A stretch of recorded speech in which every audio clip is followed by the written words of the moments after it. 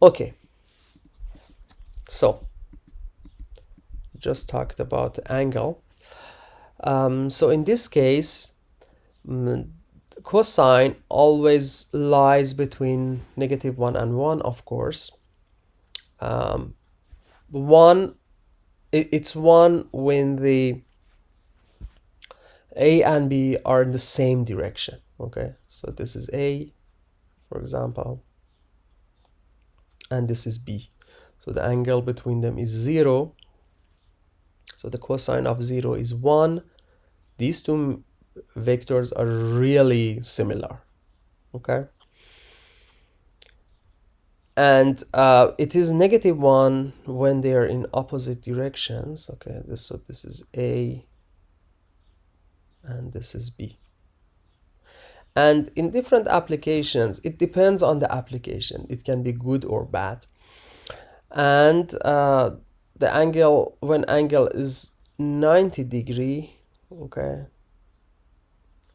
like that, this cosine will be 0. So it's like two vectors are perpendicular, and usually it means that they are completely independent. Okay, so this is positive correlation, this is negative correlation. So this approach tells you that they are very much related, but in different directions. They are opposite. This one tells you that these two items, they have nothing to do with each other. Okay, so for example, one of them is king, the other one is like apple. Okay, these two words, they are not opposite of each other, but they have nothing to do with each other. They are completely independent. Okay, so these angles gives you different information in terms of words. Okay, when you work with words in natural language processing or any other applications. So from now on, you consider each data point. By data point, I mean an item, a product, a movie, a day, a patient, a disease, a word in NLP. We consider all of them as different vectors in a feature space. So example, so we have two vectors, we want to find the angle between them. So these are the two vectors. This is just inner product, which is the summation of element-wise multiplication divided by the length, and cosine inverse gives you the angle. So the angle between these two vectors is 78 degree. It's close to 90 degrees, so it means that these two vectors are very unrelated or independent. Okay, so two vectors are called orthogonal. This is what I just mentioned. Orthogonal or perpendicular when the inner product is 0, or in fact this angle is like 90 degree. Orthogonal, it's a technical term, means that the angle between them are 90 degree or perpendicular. And when they are perpendicular, but at the same time the length of them is 1, we call them orthonormal. Okay, so orthonormal is important because they can be the base of the space. I'm gonna talk about this in a minute, but suppose that you have a 3D space. Okay, suppose that you have a 3D space. Your base vectors are these three, that you can represent anything in terms of them. Okay, they are orthonormal, so they are perpendicular to each other, but at the same time the length of them are 1. So this guy will be 1 0 0, for example. This guy will be 0 1 0. Okay, and this one will be like 0, 0, 1. Okay, so these are the words that are that you represent other words in terms of them. So this guy, for example, is the word red. The red itself is a word, right? This guy will be sweet, or this one will be strong. Red is a word by itself that in the example that I just showed you, we represent other English words in terms of red, strong, and sweet. But strong by itself is a word. It was the basis of that space. Okay, and they should be orthonormal, or as much as possible independent. So I'm going to talk about this now. Okay, so vector projection is clear. So this value of x, the length of this guy, you can find by multiplying the length of the vector to the cosine of this angle, and y will be the sine of this angle, and again, in natural language processing, we can use it for some applications. Okay, but when you want to see how sweet an apple is, you can find the projection of apple on the sweet axis and compare it to another word. All right. Remember that a vector can be completely determined by its length and direction. Okay. If we want to find the projection of a vector on another vector, it has some applications. So the projection of a vector on the coordinate axes are easy. Okay, you have this angle, just length of the vector cosine multiplied by cosine of this angle. But now I want to find the projection of one vector on another vector. So we have vector A, we have vector B. I want to find the projection of A on B. Okay, how can we do that? You don't need to memorize these equations, by the way, but you have to understand them. As always, you should understand this concept. This is so important. So in this example, I want to find P, vector P. It's a vector. Okay, it's a projection of A on B, vector P. The length of P is obvious. It is length of A multiplied by cosine of theta. Okay, so this is clear. Remember that to show a vector, we need to know the length of that and the direction of that, these two. When we know the length of a matrix and the direction of a matrix vector, length of a vector and the direction of the vector, we know that vector. Okay, so these are the two things that we have to define. So the length of P is clear. It's length of A multiplied by cosine of theta. The direction of P is the same as direction of B, right? The direction of P is the same direction of B. So to use the direction of that, I can use the direction of B. I can use just B, but B has its own length too, so I can divide it by the length of B to normalize it. This will be just the direction. The direction of, here go. This is just the direction of B. This is a unit vector with direction of B because I divided that by length of that. It's like this guy. Okay. So now I have length of P and the direction of that.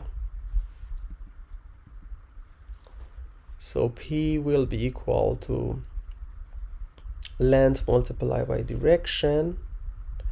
To make it easier, I multiply both numerator and denominator by this guy, okay? And as you remember from before, this term right here, this term right here is an inner product, okay? So P will be equal to this, B divided by norm squared of B times inner product, okay? This is how you can find the projection of one vector on another. And it, again, you don't need to memorize these equations, but understand it. And it has its own applications. It has its own applications. How we can, for example, these are two words, we find the projection of this on another one. You can think of it and see what kind of applications you can have for this.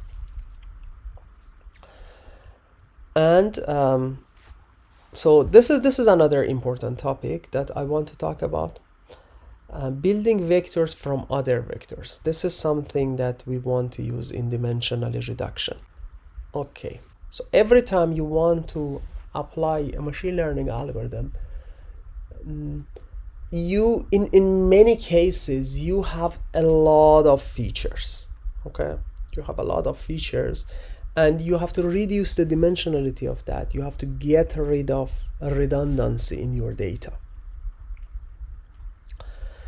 So let's see how we can do that. So in next weeks, I'm going to talk about, specifically I'm going to talk about dimensional reduction, and we are going to talk about an algorithm called PCA, Principal Component Analysis. I introduced that to you last semester just for use it. Again, I recommend this to use for your projects if you want, if you have too many features. If you have too many features, you have to apply a dimensional reduction to make your data set less complex first, and by squeezing the features, and then apply your machine learning models. Okay, so here is the question.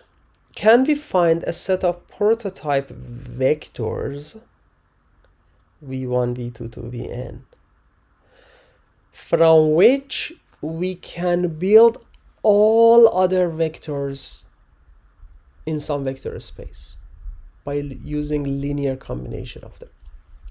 So I'm looking for some prototype vectors, like ingredients, okay, like main ingredients that can let me build any other vectors based on them, okay? So in the NLP example that I told you, red, sweet, and strong are the three different vectors, and I built other vectors based on that, okay? But it was just a single example.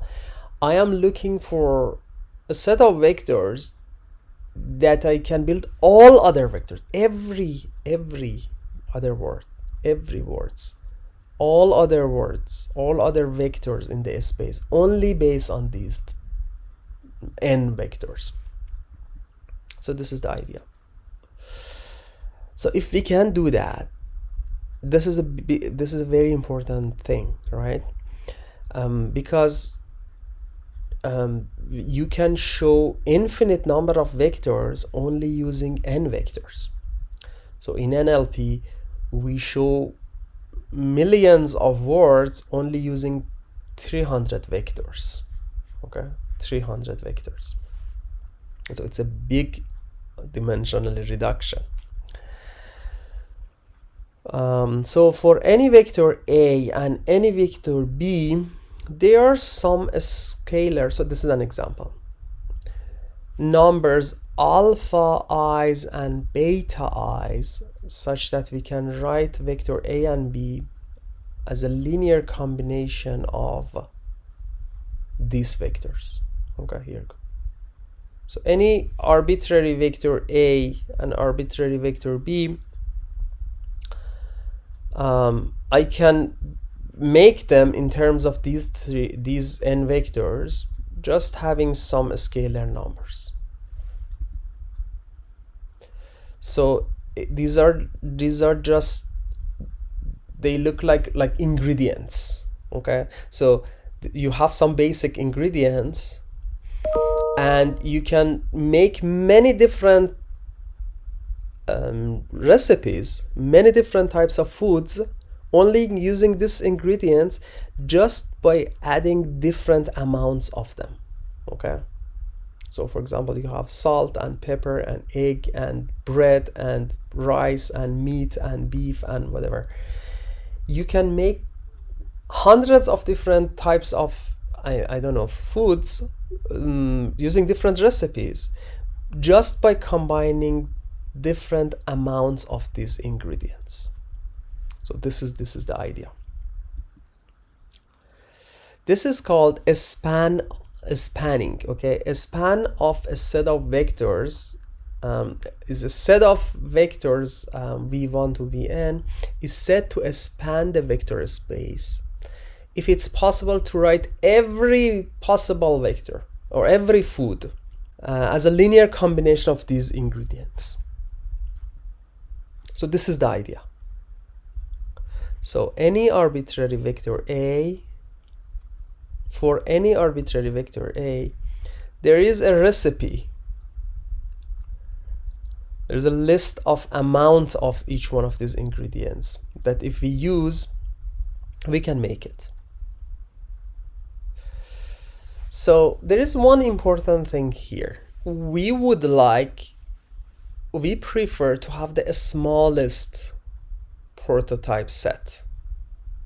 In other words, we are looking for the smallest set of ingredients that can build every vector. Remember that. We are looking for the smallest set to reduce the dimensionality. The smallest group of ingredient that let us make everything. How is that possible? So I'll show you. I claim, this is an example. I claim that it is possible to build any 2D vector in the space of two-dimensional space using these two v1 and v2. Okay. Example, I have a vector like that, a. How can I make a using v1 and v2? Here you go. 6v2 and -1, -1 v1. Okay, so you anything, any 2D vector, you can make them using these two. So these are like two ingredients that you can make anything using them.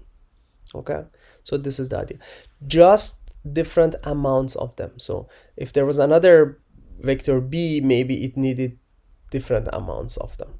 Okay, so these values are, so these v1 and v2 are the ingredients for making your food, and these two values are the recipe for making this food. Okay, so now, as I mentioned, I want the smallest number of ingredients. So let's see how we can do it. Let's define independence.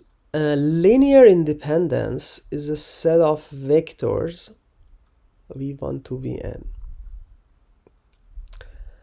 We call them linearly independent if none of them can be made as a linear combination of others.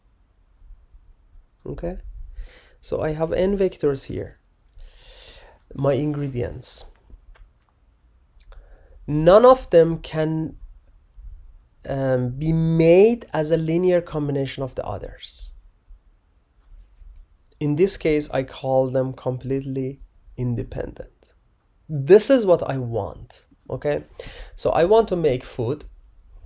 I need some ingredient. So suppose that I have salt and pepper and water and oil and flour and beef and bread and chicken.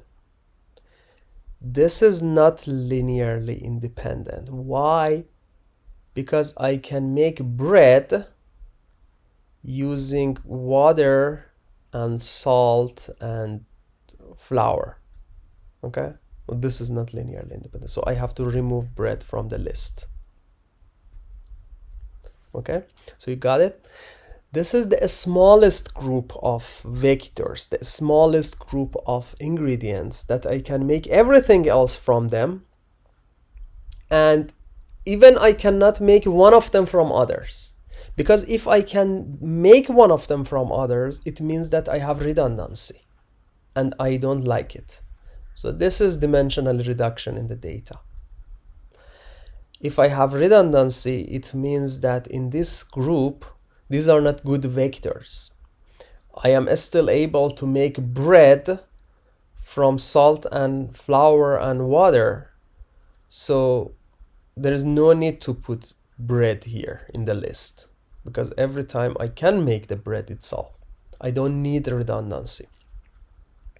If a set of vectors is not linearly independent, then we have redundancy in the set.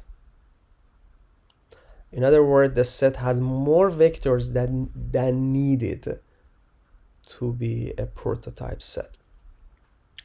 So for example, if we have a set of 4 vectors, v1, v2, v3, v4, and we know that we can build the v2 from v1 and v3, then there is no need for v2, because anything that can build based on this can also be built from this. Okay, so v2 is the redundancy in my data. Okay, I don't want it. And every data set has redundancy. Every data set has useless information or repeated information. And so repeated information is in fact redundancy. We have to get rid of them to make your model more complex and more efficient. We have to do it in machine learning. Okay, any set of mutually orthogonal vectors is linear independent. Okay, so when these vectors are mutually orthogonal, means that the angle between each two of them, the angle is 90 degrees. Okay, they're perpendicular, each two of them. Then they are linear independent. Example, look at these 3 vectors. It's possible to build any 2D vector in terms of the following 3, of course. But V3 is itself made of V1 and V2, so we don't need it. Okay, so these 2 are enough.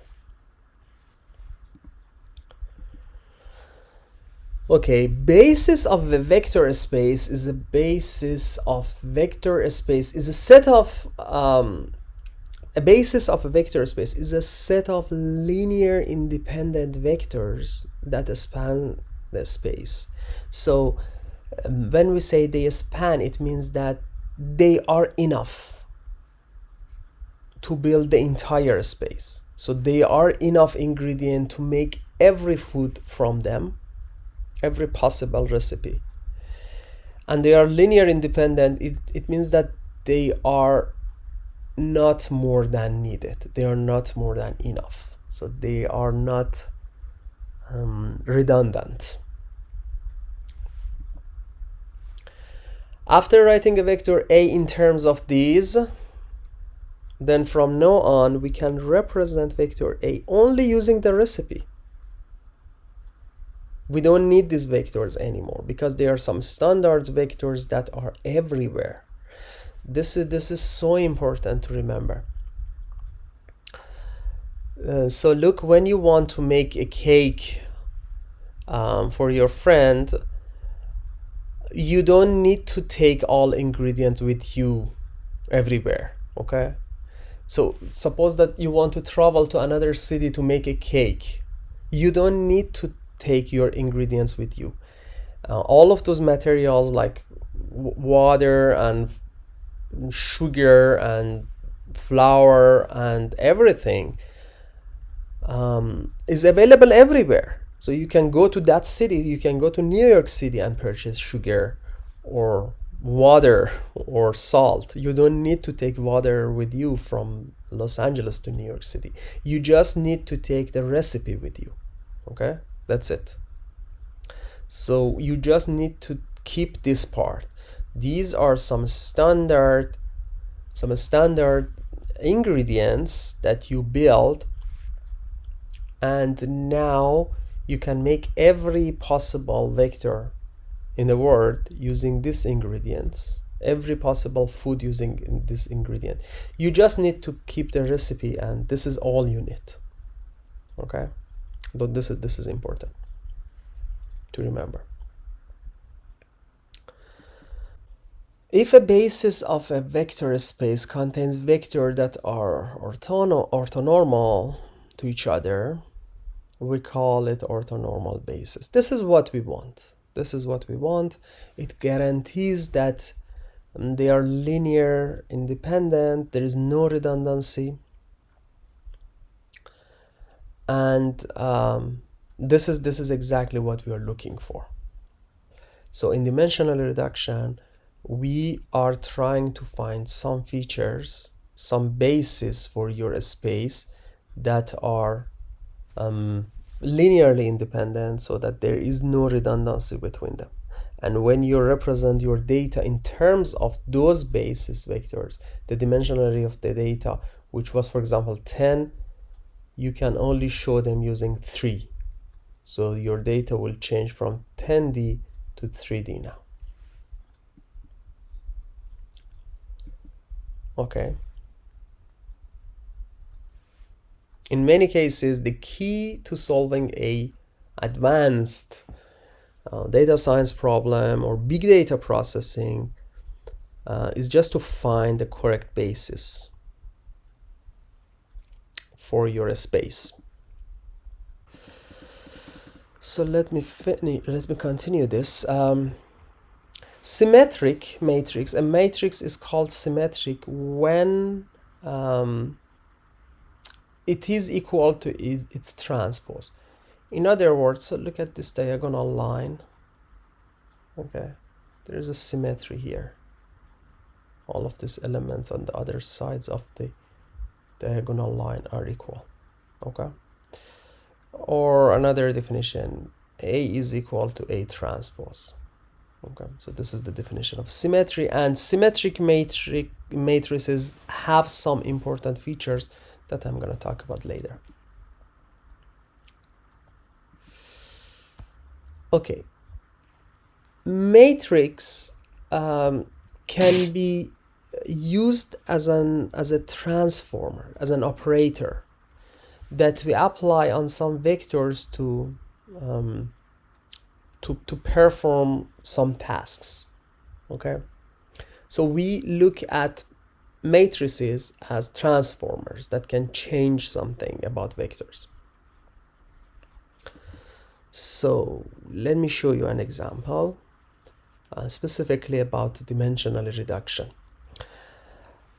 Suppose that I have a 3D vector. I have a matrix which is the size of that is 2 by 3. So this guy is 3 by 1. Okay, so if I multiply A, which is 2 by 3, by X, which is 3 by 1, the output will be Y, 2 by 1, right? Here you go. So using this matrix, in fact, I changed the dimensionality of my vector from 3D to 2D. Okay, so it was a kind of dimensional reduction, but this guy was just random. Okay, it was a random matrix for dimensional reduction, Later, I'll show you what specific matrix we use to transform, to reduce the dimensionality of the data from, for example, n-dimensional to m-dimensional, reduce the dimensionality in the space in a smart way so that we still preserve the data. We keep the information in the data. We just get off redundancy. But generally speaking, a matrix can be an operator to transform data. Well, in a special case, when your matrix is a square, okay, it doesn't change the dimensionality of the data, it doesn't change the size of the vector, but still there are many interesting applications for that I'm going to show you now. So there are many cool applications in image processing, for example. So an important application of that is the scaling. Okay, when you want to scale data. So a scaling transform is a diagonal matrix like this guy, with a scaling ratios, this one and this one, on the main diagonal and 0 everywhere else. And these values are the scale that you want to change the data. So this is your space. This is your original space. When you apply this matrix into these vectors, this is what you have. Okay, so it changed the scale of your data. Well, in image processing, it is very useful to change the size of the picture. So when R is larger than 1, it's called dilation. And when it's smaller than 1, it's called contraction. So you make it larger or smaller if they are equal values. So for example, both of them are 3, it makes the size of the image 3 times larger. But it doesn't change the aspect ratio. But if they are different values, it will change the aspect ratio by squeezing the picture from one side. So each pixel of this image, in this example, when we work with images, each pixel of this image, each pixel, so this pixel right here, is a vector. Okay, each pixel. So when you apply this, it moves that pixel into the new location. Okay, every pixel of this image is a vector. And remember that when we apply this guy on your image, right, it moves this a small number of pixels to a larger space, but it does not put anything in between, right? So you have like 100 by 100 pixels, so you have 10,000 pixels, then 10,000 points. There will be still 10,000 points after just applying that. And then you have to do, well, the algorithm, the resize algorithm, will do some kind of interpolation to fill out everything in between. So remember that. And another one is rotation. When we want to rotate a vector, it has its own application again. So this is a matrix that looks like when you want to rotate your vector by the angle of theta. This is what you apply. So in a picture, so again, if you consider each pixel of that as a vector, when you apply it on this, it is like rotating this by whatever, by rotating this vector by the angle, by this angle, by theta. Okay, so this is what it looks like. And finally, the last thing I want to talk about is eigenvalues and eigenvectors. So some of you, maybe this is the first time you hear these terms. Some of you, maybe you are familiar with eigenvalue and eigenvectors. These are specifically the things that we are going to use in dimensional reduction, in reducing the dimensionality of the data later. So the idea is that, suppose that you have a matrix A, n by n, it's a square matrix n, A. The question is that which vectors get mapped into almost themselves, or a scalar multiple of themselves. So this, we have a matrix A right here. What vectors, if we multiply this matrix to them, it is equal to like it is equivalent to multiply a number to that vector. So in other words, so there is a vector here. Okay, I multiply a matrix to that, but it just acts like you multiplied a scalar to it. So it doesn't change the direction, anything. It just changed the, maybe it just changed the length of this vector. Okay, so this is V. These vectors are called eigenvectors of matrix A, and these values right here are called eigenvalues of matrix A. So you don't need to again remember this equation, but just be familiar with these terms. Okay, so these are two important terms that we will see a lot in dimensional reduction. We use them. Okay, so there are vectors that multiplying a matrix to them doesn't really change them. It just changed maybe the length of them. It is equivalent to multiplying a scalar number to them. And we call these vectors eigenvectors. We call these values eigenvalues. Okay, so these vectors are called eigenvectors of A. In other words, transformation using matrix A on its eigenvectors acts like multiplying these vectors by a scalar. That's it. Okay, this is what it means. And finally, when a matrix is symmetric. Okay, so this is the last thing I want to talk about in this.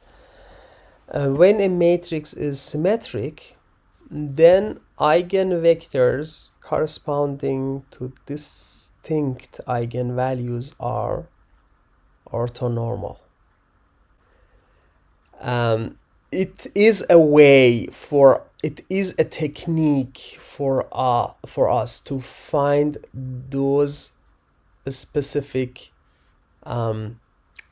independent vectors that we are looking for, the linearly independent ingredients, the vectors that can uniquely show every data sample, every vector in the world, every data sample in the world in a unique way with no redundancy.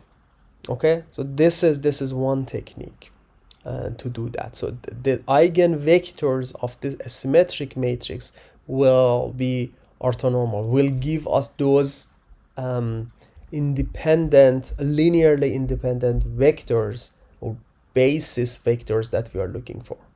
Okay, so that is why I needed to mention this. And as you can see here, we will use eigenvectors and eigenvalues later in dimensional reduction. Okay, so we covered a lot of things today. We started with support vector machine, and then we started talking about reviewing linear algebra, a little bit reviewing matrix and vector, and I introduced the most important applications of vectors and matrices for data science and machine learning. So in SVM, we will continue next week how to find the best model, how to find the best classifier with the largest margin that we talked about, the idea. To do that, we consider all of our data samples and vectors, and then find some of the vectors that we call them support vectors, which are the vectors that help us define the widest margin and help us define the classifier. So this is what we are going to cover next week. And also I talked about recommender systems, how it works using vectors, how we can implement it. Natural language processing, specifically we talked about word embedding, means that we define a space with several features. I showed you an example with 3 features, but generally speaking, well, usually we use something about 300 features to represent every word, every English word. In Word, this is called word embedding or word to vector process. And also I talked a little bit about dimensional reduction. We will talk more about dimensional reduction later, and I'll tell you how to use these things that you learned right now to reduce the dimensionality of the data.